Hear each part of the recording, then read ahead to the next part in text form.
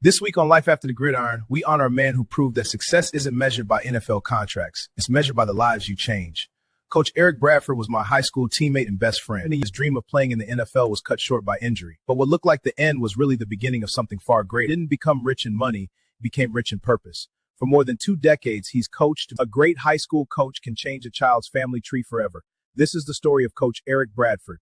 And I know that we spend time talking about the coaches, but I do like to somewhat personalize this journey when it comes to you as an individual person. So I wanted to know how hard it was for you to transition from being known as an athlete to discovering who you really was and your purpose.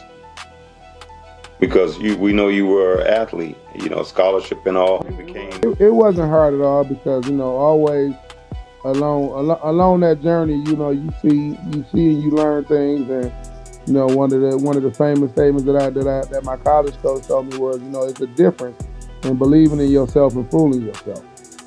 And okay. So when you, as far as you moving along, you see the difference. Like Lionel himself, he went to a Division I football school. I went to a Division II football school. And so, I seen the difference in the athletes in those schools. Even though we had players from our Division II schools that went on to the NFL, we had one with a very, very good NFL career, Tyrone Poole. Poole, yeah, I played with Poole in Denver, yeah. He was at Fort Valley when we were at Fort Valley. And so, you know what I'm saying? So, and you even see the difference in that type of athlete and the difference in the rest of the athletes. Not to say he's one kind or two kind, but you see it's different levels to it. And so at some point in time, you have to realize that this is being used to get something else into you, to give you something else to move along with. Yeah.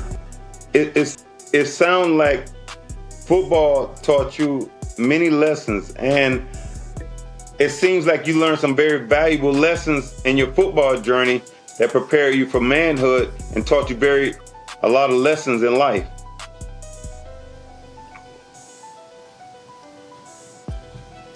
Definitely. And that's one thing that I always stress to the kids is that, football is a way of life. It's something that you're going to be able to use in every situation that comes about with you in life, whether it's a job or whether it's a job or whether it's a relationship type of situation, friendship. I hear that all the time. You're able to relate to those situations by something that you're going to learn through football. And that's the most important thing for us to be getting across to them, is giving them that type of idea, that type of motivation in their life. Athletes need to know about life after football. What do you want them to take from knowing that you was able to understand how to transition? What would you like kids to understand about not being able to play anymore or being able to transition? What advice would you give them? I mean, well, it's always been told to them that football is a tool. Football is a tool to take you to different places, give you different experiences, and it's going to help you meet different people. And a lot of those people are going to be good people that are going to be able to, help you in life, period. And then the things that you learn in football are the things that you can carry on to any part of your life. There's going to be times where your body may be hurting, but you may have something that you have to do to go and make some money. It's going to show you that at the end of the day, when you put in hard work, the hard work is going to pay. We tell the kids, we work all week, and when we play the game, Saturday is payday. That's when you get paid, because the feeling that you have when you win is for them. That's the feeling that you have when you get paid. So those are the things for everybody. And that's important that everybody gets something out of being on the team. Most of the kids that are great athletes, you impact their life, but they're going to be great athletes. That's something that's God given, and they're going to do their thing. Now you can add into that, but you definitely need somebody that's not going to make it. They have to learn something too. They have to get just as much out of it as the great athlete. Yes. And so once the game was over for you, Eric, and you realized you wasn't playing anymore, did you get a fulfillment from coaching? And how did that help you adjust after you no longer could play, put the cleats on? I mean, yeah, because you still became, you still was a big part of the team. Everybody, the same love that you get from the guy that you're playing next to on the field is the same love that you get from the guy that you're coaching. These were things that I learned, even as far as the semi-pro football. When I'm coaching people that were, maybe a little bit younger than me, I actually can coach people that were very close to my age. And you know what I'm saying, the excitement and the familyness that you get from those type of situations, you still get the same feeling afterwards. It's just less pain on your body. It's less physical work. It's a lot more mental work. But you see, at the end of the day, when it comes Saturday and you win, it's a great feeling. When people talk about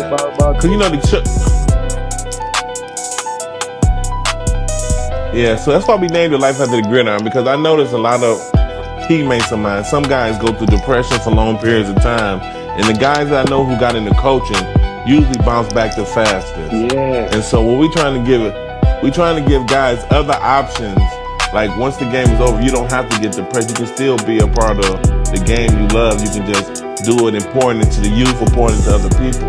And so that's what we wanted to tell the story. We want to really get out there because a lot of people are stuck once they lose the game. I know guys going through depression. I know Rudy Johnson just killed himself down here in Miami. And so what we just trying to show other avenues and other guys what they can do to adjust after the game is over. Because everybody, some guys are here going through and they just lost after they lose football because so much of their identity is wrapped up in the sport. So we want to give other perspectives. Along with those, go ahead, E. You asked about college and NFL. I've definitely been part of a lot of players that are now actually coaching themselves. You know what I'm saying? Where they're coaching Little League, they're coaching high school, they're coaching semi-pro. And I mean, it's a lot of those guys are coaching and staying involved as they get older. One way or another. A lot of those guys, a lot of my guys that I coach Little League, they're getting older, they having kids and they come and say how their kids gonna come play for the Rams. And, you know what I'm saying? So it's still in their heart. Hopefully they don't try to lose their kids, but it's still in their heart. So, they try to stay involved, and that was cool for me. Yeah. A lot of people get caught up trying to chase their dream still. I know guys get into doing illegal shit. My boy Nate Newton got caught up trying to take some drugs to Mexico. Guys do all types of shit, still trying to chase that lifestyle, man. I just think just pouring into children, I think that helps with the adjustment. I think, and I just feel that most guys should get into coaching once they leave the game. That definitely helped me move through my issues because I was stressed. I didn't know what the hell I was going to do. I was sitting there. I gained like 50 pounds just sitting there all day, making babies and drinking and smoking. And I like, what the hell? What's next? And I think once I started coaching Little League, I did it for like 5 years. That really helped me prepare to what's next in my life. So I commend you for coaching and pouring into guys. Because I remember how much Coach Craig meant to me. I still talk to Coach Craig. And that man, I would say that man saved my life. We got kicked off the team twice. I quit twice. And he made my ass come back. Remember, he came and got me out the house. He came and got me out the house. I quit. I'm done with football. I come in. My mama gave this man a key to my house. I'm in there eating cookies and milk. Said, "Just well, get your fat ass off the couch, eat them cookies and milk, get your ass on the field." He put me in the back of his pickup truck and took me to practice. Wow. I quit twice. If that man would have gave up on me, I would not be the person I am today. So I want to get him on the show as well one day, Coach. That's amazing. That's amazing. Thank you, Coach Eric Bradford, for pouring into Detroit's youth.